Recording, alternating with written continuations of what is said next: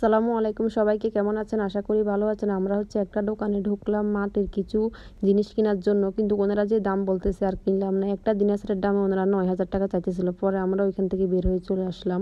প্রচুর গরম পড়তেছে, তাই ভাবলাম যে ঠান্ডা কিছু খাবো। তাই ঢুকে গেলাম একটা বনফুল দোকানে, যেখানে মিষ্টি হইতে সব কিছু, আইসক্রিম সব কিছু পাওয়া যায়।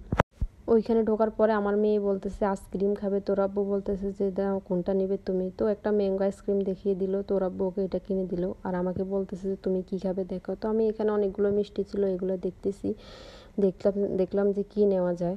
তো পরবর্তীতে আমি এই দিক দিয়ে দেখতেছিলাম যে কি আছে এখানে, বার্গার, রোল, পিৎজা, অনেক কিছুই আছে। তো আমি এগুলো নিব না, প্রচুর গরম। তো আমি ওনাদেরকে জিজ্ঞেস করলাম যে মিষ্টিগুলো কি ঠান্ডা হবে? ওনারা বললো যে হ্যাঁ ঠান্ডা হবে।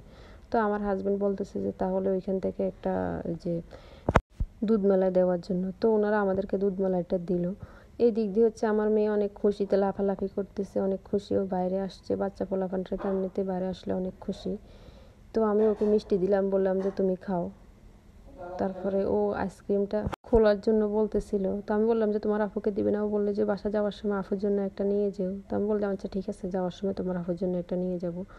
তারপরে আমি এখান থেকে একটু মিষ্টি ওকে খাইয়ে দিলাম। ও বলতেছে যে অনেক মজা মিষ্টিটা। তো ওরা বই দিক দিয়ে ওকে আইসক্রিম খাওয়াচ্ছে। তারপরে আপনাদের ভাইয়া আর একটা মিষ্টি আমার জন্য নিয়ে নিল।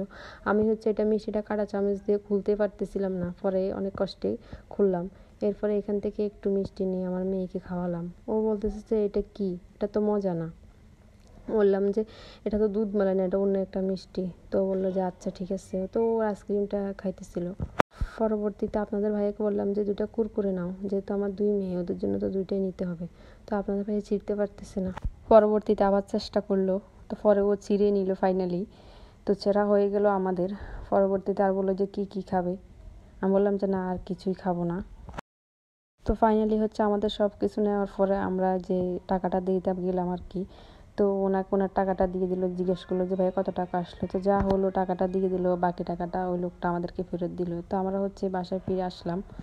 এই দিক দিয়ে আমার মেয়ে অনেক দুষ্টু, লাফালাফি করতেছে। লাফালাফি করতে করতে ওই যে দেখেন আইসক্রিম দিয়ে একদম গেঞ্জি, এই যে পরনের প্যান্টটা সব কিছু নষ্ট করে ফেলছে। তো কি করবো, বাচ্চা মানুষ। এদিক দিয়ে বড় মেয়েকে যখন এগুলো এনে দিয়েছি, ও তো অনেক খুশি এগুলো পেয়ে। ছোট মানুষ বোঝেন না, চিপসের প্যাকেট দেখলে এমনিতেই খুশি। আইসক্রিম নিয়ে আসছে, ওরা ওর জন্য দেখতেছে কি কি আনছে ওর জন্য। সব কিছু বের করার পরে ওদের পলিথিনের ভিতরে আর কিছু আছে কিনা। আমি বললাম যে আর কিছু নেই, এগুলোই খাও। তো ও তো অনেক খুশি, দেখতেছে ম্যাঙ্গো আইসক্রিমটা খুলে। আজ এই পর্যন্ত, সবাইকে আল্লাহ হাফেজ।